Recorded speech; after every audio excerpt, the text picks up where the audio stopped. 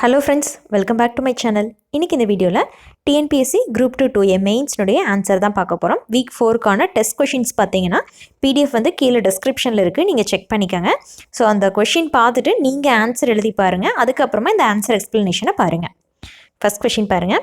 Weapons சச்சஸ் swords and daggers, aux, chisel, lamp and tripod stands are also found.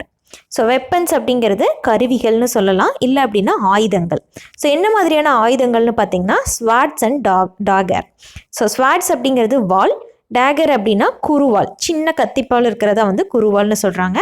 அடுத்தது access, கோடாரிகள், chisels. So எல்லாமே வந்து ப்ளூரலில் இருக்குது. So உளிகள், விளக்குகள் அந்த மாதிரி எழுதணும்.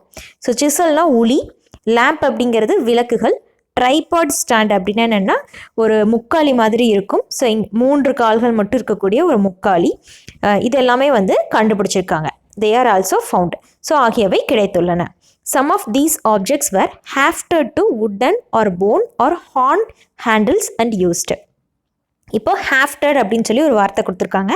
ஹாஃப்ட் அப்படின்னா என்னென்னா, இப்போ நம்மக்கிட்ட ஒரு கத்தி இருக்குன்னா கத்தியை வந்து நம்ம யூஸ் பண்ணுறதுக்காக ஒரு அந்த கைப்பிடி இருக்கும் இல்லையா, அதுக்கு பேர் தான் வந்து ஹாஃப்ட்.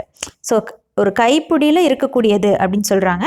ஸோ இந்த ஆப்ஜெக்ட்ஸ் இப்போ நம்ம பார்த்த உளிகள், விளக்குகள், இதுக்கு எல்லாமே வந்து என்ன மாதிரியான கைப்பிடி இருந்திருக்குன்னா உட்டன், ஒரு மரத்தால் ஆனதோ இல்லை அப்படின்னா போன்ஸ், எலும்புகள்னால ஆன ஒரு ஹேண்டில் இருந்திருக்கு. அப்படி இல்லைன்னா கொம்புகள். ஸோ கொம்புகளை வச்சு ஒரு அந்த கைப்பிடி வந்து உருவாக்கியிருக்காங்க. இப்பொருட்களில் சிலவற்றிற்கு, ஸோ சிலவற்றிற்கு தான் வந்து அந்த மாதிரியான கைப்பிடி இருந்திருக்கு அப்படின்னு சொல்லியிருக்காங்க. சிலவற்றிற்கு எலும்பு அல்லது மரம் அல்லது கொம்பாலான கைப்பிடி பொருத்தப்பட்டிருக்கிறது. அடுத்த question. Port holes are holes found in cist and dolmens on one side. They may have acted as a entrance to the burials. So என்னென்னா ஹோல்ஸ், போர்ட் ஹோல்ஸ் அப்படின்னு சொல்லி ஒன்று கொடுத்துருக்காங்க. அது வந்து சிஸ்ட்லேயும் டால்மென்ஸ்லேயும் ஒரு சைடில் இருக்குது. ஸோ அது வந்து எப்படி இருக்குன்னா என்ட்ரன்ஸாக ஆக்ட் ஆகுது அப்படின்னு சொல்லியிருக்காங்க. ஸோ சிஸ்ட் அப்படிங்கிறது பாருங்கள், கல்லறை அப்படிங்கிறது தான் சிஸ்ட்டு. அடுத்தது கற்திட்டைகளில் போர்ட் ஹோல் எனப்படும் இடுதுளை ஒன்று ஒரு புறம் இடப்பட்டிருக்கும். ஸோ இந்த மாதிரியான ஒரு துளை எனப்படும் துளை ஒரு புறம், ஸோ ஒரு சைடில் தான் இருக்குது. ஸோ ஒரு புறம் இடப்பட்டிருக்கும். இவை அவற்றின் நுழைவாயில் போல பயன்பட்டன. ஸோ அந்த புரியல்ஸ்க்கான ஒரு நுழைவாயிலாக இருந்திருக்கு. அடுத்த question. Dolmens, table like stone structures were erected as funerary monuments. Cist are stone enclosures buried under the earth. So dolmens அப்படிங்கிறது ஒரு table like stone structures. So கல்லால் உருவாக்கப்பட்ட ஒரு டேபிள் லைக் ஸ்ட்ரக்சரில் இருக்கும். ஸோ அது வந்து எதுக்காக கொண்டு வராங்க அப்படின்னா ஃபனரரி மானுமெண்ட்ஸ். ஸோ ஒரு நினைவு சின்னமாக கொண்டு வரதான் வந்து இந்த டால்மென்ஸ் அப்படின்னு கொடுத்துருக்காங்க. மேஜை போன்ற கல்லால் உருவாக்கப்பட்ட டால்மென்கள் ஈமச்சடங்கின் நினைவு சின்னமாக நிறுவப்பட்டன. Cist are stone enclosures buried under the earth. Cist என்பது மண்ணில் புதைக்கப்படும் கல்லறை போன்றது. அடுத்தது. There is no evidence for the upper Paleolithic culture in Tamil Nadu, but the people who have used microlith or small stone artifacts lived in many parts of Tamil Nadu. So என்ன அப்படின்னா Appar paleolithic culture மக்கள் வந்து தமிழகத்தில் இருந்ததுக்கான ஒரு evidence கிடையாது அப்படின்னு சொல்லியிருக்காங்க. ஆனால் அவங்க யூஸ் பண்ணிகிட்டு இருந்த சின்ன சின்ன பொருட்கள் வந்து கிடச்சிருக்கு தமிழகத்தில். ஸோ தமிழ்நாட்டில் மேல் பழங்கற்கால பண்பாட்டுக்கான சான்றுகள் கிடைக்கவில்லை.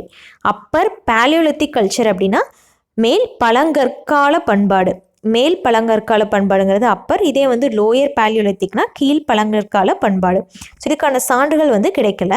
ஆனால் தமிழ்நாட்டின் பல பகுதிகளில் வசித்த மக்கள் நுண்கருவிகள், அதுதான் வந்து மைக்ரோலித். ஸோ அந்த நுண்கருவிகளை வந்து பயன்படுத்தியிருக்காங்க அப்படின்னு சொல்லி கொடுத்துருக்காங்க.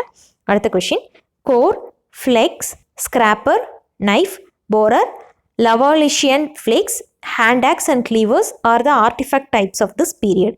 ஸோ அந்த காலகட்டத்தில் கிடைச்ச கருவிகள் என்னென்ன அப்படின்னா, இந்த ஆர்டிஃபேக்ட்ஸ் அப்படிங்கிறது என்னென்னா ஒரு சிறிய செய்பொருட்கள். ஸோ நம்ம கையால் செய்த அந்த செய்பொருட்கள் எல்லாம் வந்து பயன்படுத்தியிருக்கிறதா சொல்லியிருக்காங்க. ஸோ என்னென்ன அப்படின்னா கருக்கற்கள், கற்செதில்கள், சுரண்டும் கருவி. ஸோ இந்த ஸ்கிராப்பர் அப்படிங்கிறது சுரண்டக்கூடிய கருவி. அடுத்தது நைஃப்ஸ், கத்தி, போரர் அப்படிங்கிறது துளைப்பான், ஒரு துளை இடுவதற்காக கொண்டு வரதான் வந்து அந்த போரர். அடுத்தது லலாஷியன் செதில்கள், அடுத்தது கைக்கோடாரி, பிளக்கும் கருவி. ஸோ கிளீவர் அப்படிங்கிறது பிளக்கும் கருவி. ஸோ இதெல்லாமே வந்து இக்காலகட்டத்தின் கருவிகள் ஆகும். So compared to the previous phase, so முந்தைய காலகட்டத்தோடு ஒப்பிடும்போது இந்த டூல்ஸ் எல்லாம் பார்த்திங்கன்னா ரொம்ப சின்ன சைஸில் இருந்திருக்கு. இவை அளவில் சிறியவையாக உள்ளன. அடுத்தது கொடுத்துருக்கக்கூடியதை வந்து நம்ம இங்கிலீஷில் டிரான்ஸ்லேட் பண்ணணும். ஃபஸ்ட் கொஷின் பாருங்கள். பெண்களின் நிலை அனைத்து காலகட்டங்களிலும் ஒரே மாதிரியாக இருந்தது இல்லை. ஸோ பெண்களுடைய நிலை பார்த்திங்கன்னா எல்லா காலகட்டத்திலையும் வந்து ஒரே மாதிரி கிடையாது. ஸோ ஒரே மாதிரி இல்லை அப்படிங்கிறது not uniform, it was not யூனிஃபார்ம்னு சொல்லணும். So position of women, so பெண்களினுடைய நிலை இது பார்த்திங்கன்னா ஒரே மாதிரியாக கிடையாது. So it was not uniform in all periods. So இந்த மேலும் இருந்தன அப்படிங்கிறது கிடையாது.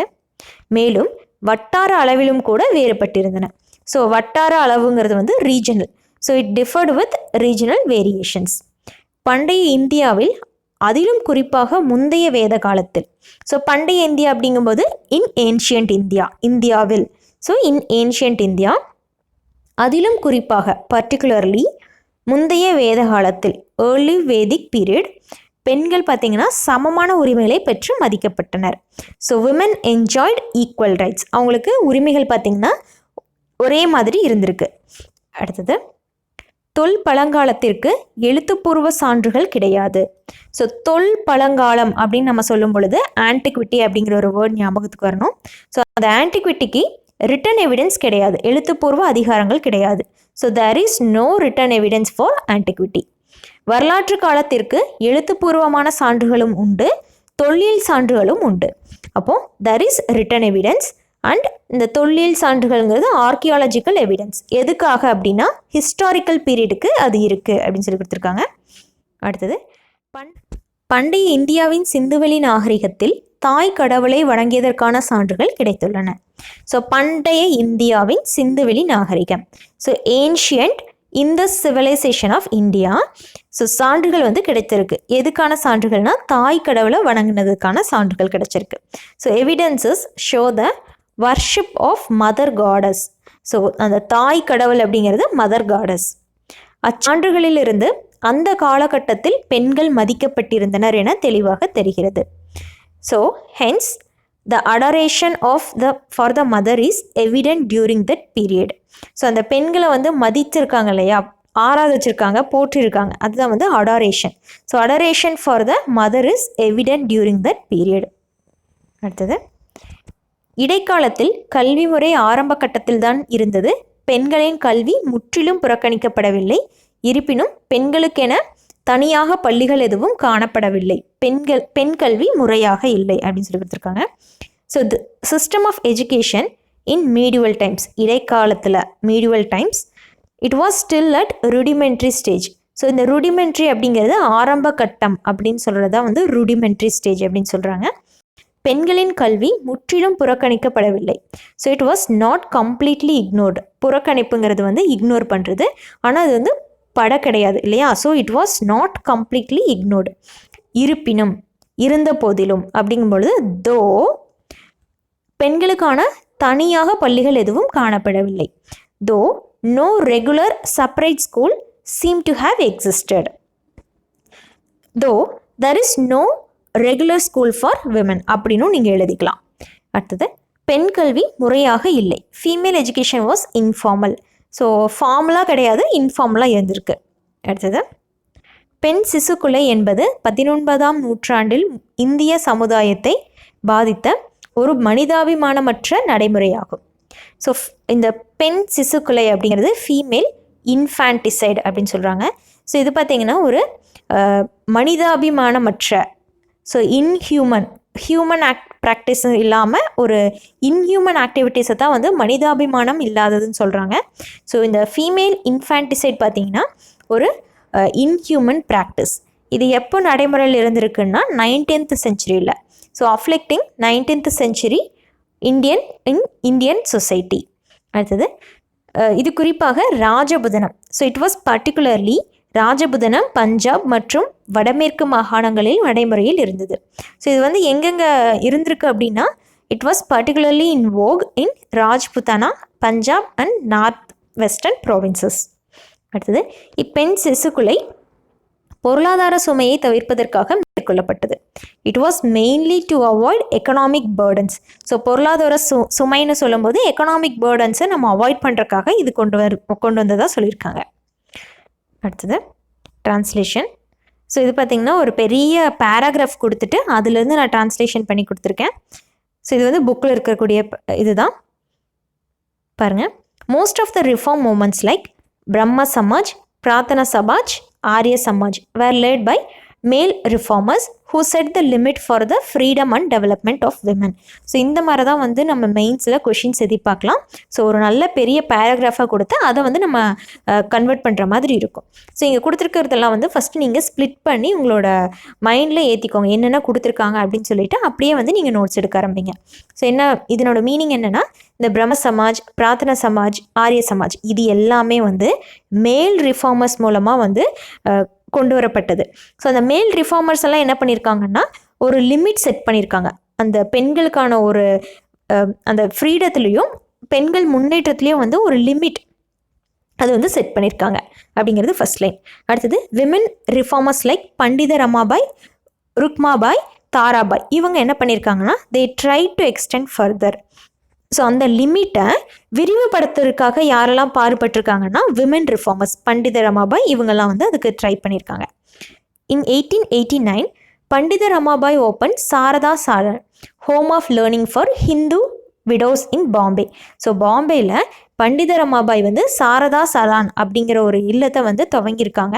ஸோ இது எதுக்காக அப்படின்னா ஹிந்து விடோஸ், ஸோ அந்த விதவைகளுக்காக கொண்டு வந்திருக்காங்க. அதுக்கப்புறமா it was later shifted to பூனாக்கு வந்து இது வந்து ஷிஃப்ட் பண்ணிட்டாங்க. Her greatest legacy was her effort the first in India to educate widows. So இந்த பண்டித ரமாபாயினுடைய ஒரு மிகப்பெரிய முயற்சி என்ன அப்படின்னா விடோஸ், அந்த விதவைகளுக்கு வந்து எஜுகேஷன் கொடுத்துருக்காங்க. ஃபஸ்ட்டு இந்தியாவில் அவங்க தான் வந்து அந்த வேலையை பண்ணியிருக்காங்க. அடுத்தது, theosophical society was established at Chennai. So சென்னையில் தியோசபிக்கல் சொசைட்டி நிறுவனம் பண்ணியிருக்காங்க. அதுக்கப்புறமா டாக்டர் அன்னி பெசன்ட் இவங்க என்ன பண்ணியிருக்காங்கன்னா யூரோப்லேருந்து வந்துட்டு அந்த தியோசபிக்கல் சொசைட்டியில் ஜாயின் ஆயிருக்காங்க. It also developed general social reform program. So social reform ப்ரோக்ராமை இது வந்து மேம்படுத்தியிருக்கிறதா சொல்கிறாங்க. அடுத்தது, டாக்டர் எஸ் தர்மாம்பாள். ஸோ இப்போ பார்த்ததுக்கான தமிழ் மீனிங்கை பார்த்துட்டு அதுக்கப்புறம் பார்க்கலாம். ஸோ என்னென்னா, பெரும்பாலான சீர்திருத்த இயக்கங்களான பிரம்ம சமாஜம், பிரார்த்தனை சமாஜம் மற்றும் ஆரிய சமாஜம் போன்றவை ஆண் சீர்திருத்தவாதிகளால் வழிநடத்தப்பட்டன. இதுதான் கொடுத்துருக்காங்க இல்லையா. அவர்கள் பெண்கள் சுதந்திரம் மற்றும் வளர்ச்சியில் ஒரு எல்லையை நிர்ணயித்தனர். அடுத்தது, பண்டித ரமாபாய், ருக்மாபாய் மற்றும் தாராபாய் ஷிண்டே போன்ற பெண் சீர்திருத்தவாதிகள் மேலும் அதை விரிவுபடுத்த முயற்சித்தனர். ஸோ அதை எக்ஸ்டெண்ட் பண்ண முயற்சிக்கிறாங்க. 1889 இந்து விதவைகளுக்காக சாரதா சதன் அப்படிங்கிற ஒரு அமைப்பு வந்து பண்டித ரமாபாய் பம்பாயில் திறந்தார். பின்னர் அது பூனாவுக்கு மாற்றப்பட்டது. அவரது முயற்சிகளிலேயே மகத்தானது. ஸோ இந்த லெகசின்னு சொல்லியிருந்தாங்களே என்ன அப்படின்னா, இந்தியாவில் விதவைகளுக்கு முதலில் கல்வி புகட்டம் மேற்கொண்டது. அடுத்தது, மேலும் சென்னையில் பிரம்ம ஞான சபை, ஸோ அதுதான் வந்து தியோசபிக்கல் சங்கம், இது வந்து நிறுவனம் பண்ணியிருக்காங்க. டாக்டர் அன்னி பெசன்ட் அம்மையார் ஐரோப்பாவிலிருந்து வருகை தந்து அவற்றில் இணைந்தார். அச்சங்கமும் பொது சமூக சீர்திருத்த திட்டத்தை உருவாக்கியது. ஸோ இது வரைக்கும் பார்த்துட்டோம். அடுத்தது, doctor S Dharmambal was another reformer. So இவருமே வந்து அடுத்த ஒரு சீர்திருத்தவாதி. Who was very much influenced by the ideas of Periyar. So பெரியாருடைய ஐடியாஸில் ரொம்ப இன்ஃப்ளூயன்ஸ் ஆயிருக்காங்க. ஸோ அது வந்து அவங்களுக்கு ரொம்ப பிடிச்சி போன ஒரு ஐடியாஸாக இருந்திருக்கு. She showed great interest in implementing widow remarriage. So அந்த விதவைகளை வந்து மறுமணம் பண்ணணும் அப்படிங்கிறதுல ரொம்ப ஆர்வம் காட்டியிருக்காங்க. அது மட்டும் இல்லாமல் விமன் எஜுகேஷன், பெண்களுக்கான கல்வியிலையும் வந்து இவங்க ஆர்வம் காட்டியிருக்காங்க. Among Moovalur Ramamirtham Ammaiyar raised her voice against devadasi system along with doctor Muthulakshmi Ammaiyar. So இவங்க ரெண்டு பேரும் என்ன பண்ணியிருக்காங்கன்னா இந்த தேவதாசி சிஸ்டம் அப்படிங்கிறதுக்கு வந்து எகெயின்ஸ்டாக அவங்களோட வாய்ஸை ரைஸ் பண்ணியிருக்காங்க.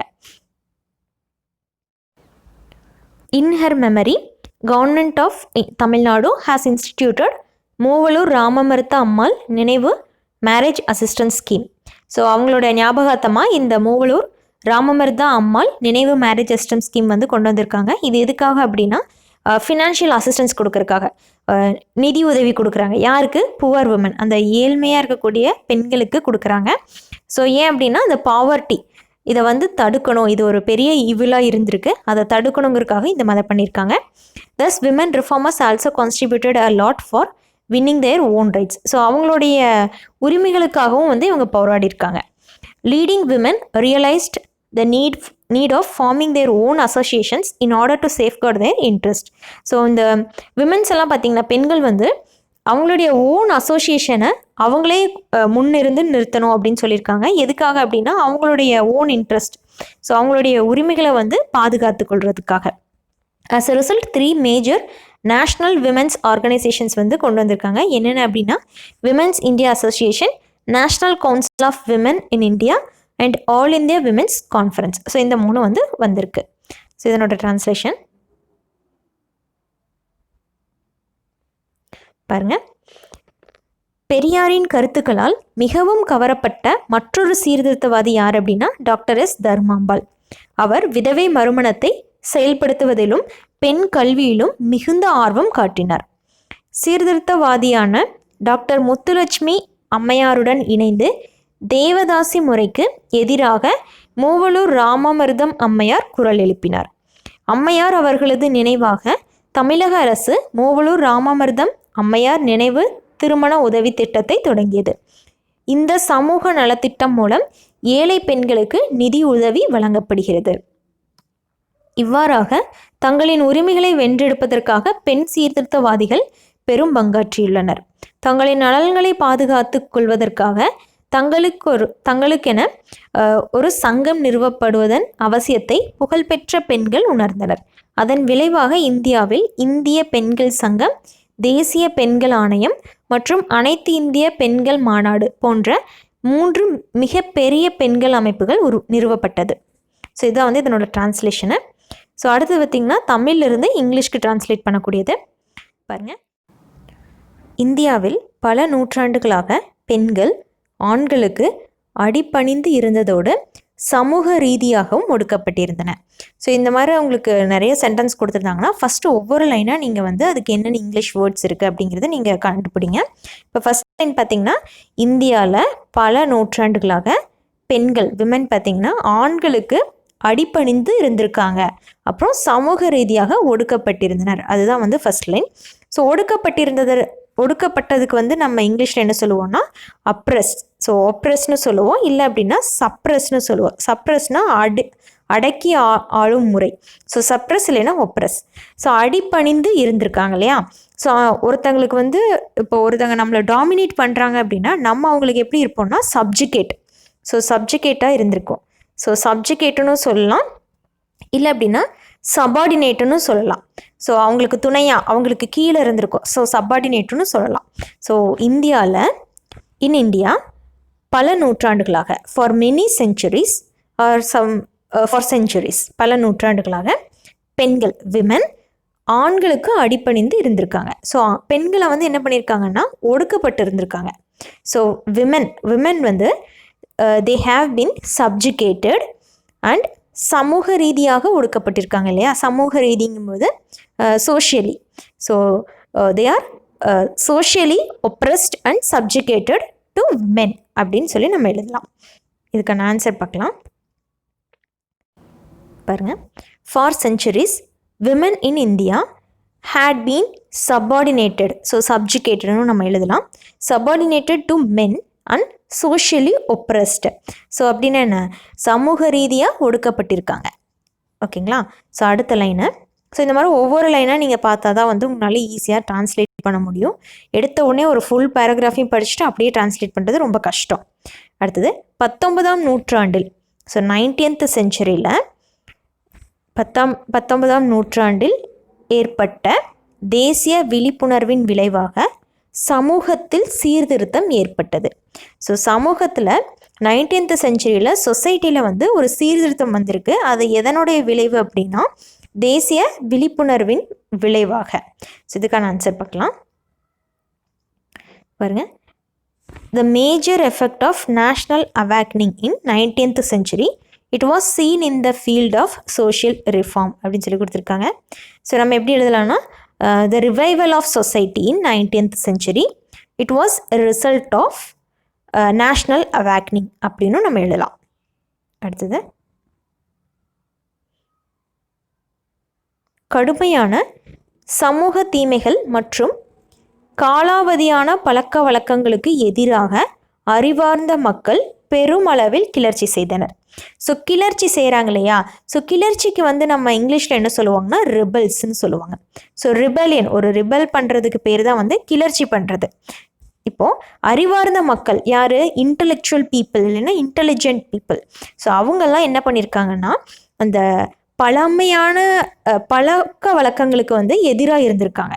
காலாவதியான, ஸோ அப்போ என்ன சொல்லலாம்? அவுடேட்டட் அப்படின்னு சொல்லலாம். ஸோ அவுடேட்டட் ப்ராக்டிஸ்க்குமே சமூக தீமைகள் அப்படிங்கும் பொழுது சோஷியல் இவில்ஸ், ஸோ கடுமையான சோஷியல் இவில்ஸ் இருக்கு இல்லையா, ஸோ அதுக்கெல்லாம் வந்து அவங்க வந்து ஒரு புரட்சி பண்ணியிருக்காங்க, கிளர்ச்சி செஞ்சுருக்காங்கன்னு சொல்லியிருக்காங்க. அடுத்தது, ஏராளமான தனிநபர்கள், சீர்திருத்த சங்கங்கள் மற்றும் சமய அமைப்புகள் பெண் கல்வியை பரப்ப கடுமையாக உழைத்தனர். ஸோ அவங்க வந்து கடுமையாக உழைச்சிருக்காங்க. ஸோ தே ஒர்க்டு ஹார்ட் அப்படின்னு சொல்லலாம்.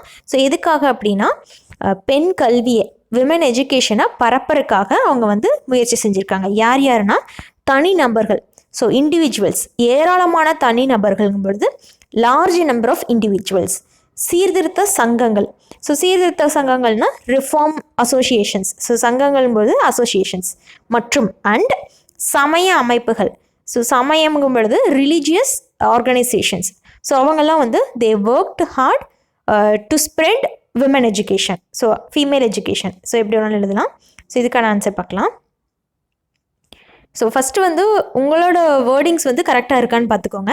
ஸோ இது வந்து நான் புக்கில் இருக்கிறத அப்படியே நான் எடுத்து கொடுத்துட்டேன். ஸோ நீங்கள் உங்களால் முடிஞ்சு நீங்கள் ட்ரை பண்ணுவீங்க இல்லையா, அதுக்கு மீனிங் வர மாதிரி இருந்தால் ஓகே தான். ஸோ இதில் என்ன கொடுத்துருக்காங்கன்னா, the enlightened persons increasingly revolted against rigid social levels and outdated customs. So நான் என்ன சொன்னேன்? அவுடேட்டட் ப்ராக்டிஸ்னு சொன்னேன். ஸோ இதே இடத்துல இன்டெலிஜென்ட் பர்சன்ஸ் ரிபல்ஸ், ஓகேங்களா, ரிபலியன் நான் சொன்னேன் இல்லையா. ஸோ த ரிபல்ட் எகெயின்ஸ்ட் ரிஜிட்னு கொடுத்துருக்காங்க. நான் வந்து ஹார்ஷ், ஸோ ஒரு harsh social levels and outdated practice அப்படின்னு சொல்லி நீங்கள் எழுதலாம். அடுத்தது, லார்ஜ் நம்பர் ஆஃப் இண்டிவிஜுவல்ஸ்ன்னு நான் இங்கே சொன்னேன். இங்கே வந்து நியூமரஸ்ன்னு கொடுத்துருக்காங்க, இதுவும் கரெக்ட் தான். So numerous individuals, reform societies, so நான் என்ன சொன்னேன்னா ரிஃபார்ம் அசோசியேஷன்ஸ், அதுவும் கரெக்ட் தான். And religious organisations, they worked heart, so ரொம்ப கடுமையாக உழைச்சிருக்காங்க. எதுக்குன்னா to spread education among the women. அது மட்டும் இல்லாமல் to encourage widow remarriage, so பெண்கள் மறுமணம் பண்ணுறதையும் வந்து அவங்க என்கரேஜ் பண்ணியிருக்காங்க. அதுக்கப்புறமா இதில் இதை பார்த்துடலாம், தமிழ் இருக்கிறத. விதவை மறுமணத்தை ஊக்குவித்தல், குழந்தை திருமணத்தை தடுத்தல், பெண்களை பர்தா அணியும் முறையிலிருந்து வெளியே கொண்டு வருதல், ஒரு தார மணத்தை நடைமுறைப்படுத்துதல் மற்றும் நடுத்தர வர்க்க பெண்கள் தொழில்கள் அல்லது பொது வேலைவாய்ப்புகளை மேற்கொள்ள உதவுதல் போன்ற செயல்பாடுகளில் ஈடுபட்டனர். ஸோ இந்த மாதிரியான செயல்களில் ஈடுபட்டிருக்காங்க. என்னென்ன அப்படின்னா, to improve the conditions, living condition of widows, so அந்த விதவைகளுடைய வாழ்வாதாரத்தை வந்து அவங்க இம்ப்ரூவ் பண்ணுறதுக்காக பாடுபட்டிருக்காங்க. அதுக்கப்புறமா சின்ன குழந்தைங்களுக்கு வந்து மேரேஜ் பண்ணுறதை வந்து தடுத்திருக்காங்க. So to prevent child marriage அப்படின்னு சொல்லி முடிச்சுக்கலாம். And to bring women out of purdah, so பர்தாவிலிருந்து கொண்டு வந்திருக்காங்க பெண்களை வெளியே. அதுக்கப்புறமா to enforce monogamy, so monogamy அப்படிங்கிறது அந்த ஒருத்தரை மட்டுமே அவங்க துணையாக எடுத்துக்கிட்டு இருக்காங்க இல்லையா, அதை வந்து மொனோகாமி. அடுத்தது, to enable middle class women to take up professions or public employment, so அந்த நடுத்தர வர்க்கத்தில் இருக்கிற பெண்களுக்கு வந்து ஒரு நல்ல வேலை கொண்டு வரணும் அப்படிங்கிறக்காகவும் பாடுபட்டிருக்காங்க. அடுத்தது, 19ஆம் நூற்றாண்டின் தொடக்கத்தில் ஆண் கல்வியறிவுடன் ஒப்பிடும்போது பெண் கல்வியறிவு மிக குறைவாக இருந்தது. ஸோ அப்போ நம்ம என்ன சொல்லலாம்? இன் 19th century female literacy was very low compared to மேல் லிட்ரஸி. கிறிஸ்துவ அமைப்புகள் 1819ஆம் ஆண்டு கல்கத்தாவில் முதலில் பெண் சிறார் சங்கத்தை அமைத்தன. ஸோ கிறிஸ்துவ அமைப்புகள் கிறிஸ்டியன் மிஷனரிஸ்னு சொல்லுவா இல்லையா, அவங்க வந்து ஃபஸ்ட்டு கல்கத்தாவில் ஃபீமேல் ஜுவனைல் சொசைட்டியை வந்து உருவாக்கியிருக்காங்க. பெண் சிறார் அப்படிங்கிறது ஃபீமேல் ஜுவனைல் சொசைட்டி. எப்போ அப்படின்னா 1819. ஸோ இந்த beginning of 19th century female literacy was extremely low compared to male literacy. The Christian missionaries were the first to set up the Calcutta Female Juvenile Society in 1819. அடுத்தது கிறித்துவ இது பார்த்துட்டோம். கல்கத்தாவில் கல்வி கழகத்தின் தலைவராக இருந்தவர் ஜே.இ.டி. பெதுன் என்பவர் 1849ஆம் ஆண்டு பெதுன் பள்ளியை நிறுவினார். ஸோ இவர் வந்து கல்கத்தாவில் தலைவராக இருந்து இந்த பெதுன் பள்ளியை வந்து நிறுவனம் பண்ணியிருக்காரு. 1854ஆம் ஆண்டின் சார்லஸ் வுட் கல்வி அறிக்கை பெண் கல்விக்கு அதிக முக்கியத்துவம் அளித்தது. இது வந்து பெண் கல்விக்கு அதிக முக்கியத்துவம் அளிச்சிருக்கு. பாருங்கள், The Bethune School was founded in 1849 by J.E.D. Bethune, who was the president of Council of Education in Calcutta. Charles Wood Dispatch on Education in 1854 laid a great stress on the need for female education. பெண் கல்விக்கு வந்து அவங்க ரொம்ப importance கொடுத்துருக்காங்க. அடுத்தது 1882ஆம் ஆண்டில் இந்திய கல்விக்குழு சிறுமிகளுக்கான தொடக்கப்பள்ளியையும் ஆசிரியர் பயிற்சி நிறுவனங்களையும் தொடங்க பரிந்துரைத்தது. மேலும் சிறுமிகளுக்கு சிறப்பு உதவித்தொகை மற்றும் பரிசுகளை வழங்க பரிந்துரைத்தது. இந்திய பெண்கள் 1880களில் பல்கலைக்கழகங்களிலும் நுழைய தொடங்கினர். அவர்கள் மருத்துவர்களாகவும் ஆசிரியர்களாகவும் பயிற்சி பெற்றனர். ஸோ இதுக்கான translation, Indian education commission, so அதான் வந்து Hunter commission of 1882 recommended to start primary schools, so இந்த தொடக்கப்பள்ளிகளும் teacher training institutions and suggested special scholarship and prizes for girls. In 1880s Indian women they began to enter universities. So அவங்க வந்து பல்கலைக்கழகத்துக்குள்ளே நுழைஞ்சிட்டாங்க. So they began to enter universities. they were also trained to become doctors and teachers. So அவங்க டாக்டர்களாகவும் டீச்சராகவும் பணியாற்றுக்காக அவங்களுக்கு வந்து train பண்ணியிருக்காங்க. So இதான் வந்து இதுக்கான டிரான்ஸ்லேஷனுக்கான ஆன்சர்ஸு. ஸோ நம்ம நெக்ஸ்ட் வீக் என்ன அப்படிங்கிறத பார்த்துடலாம். நெக்ஸ்ட்டு டெஸ்ட்டு பார்த்தீங்கன்னா 9th ஸ்டாண்டர்ட் புக்கு டேர்ம் 1ல் யூனிட் 3 பார்க்கணும். அதே போல் 10th ஸ்டாண்டர்ட் வால்யூம் 1ல் யூனிட் 5. ஸோ ரெண்டுமே வந்து ஹிஸ்ட்ரி புக்கில் தான் நீங்கள் செக் பண்ணணும். ஸோ அவ்வளோதான் ஃப்ரெண்ட்ஸ். இந்த வீடியோ உங்களுக்கு பிடிச்சிருந்தா மறக்காமல் என்னோட சேனலை சப்ஸ்கிரைப் பண்ணுங்கள், உங்கள் ஃப்ரெண்ட்ஸ்க்கு ஷேர் பண்ணுங்கள், டவுட்ஸ் இருந்தால் கீழே கமெண்ட் பண்ணுங்கள். தேங்க்யூ, தேங்க்ஸ் ஃபார் வாட்சிங்.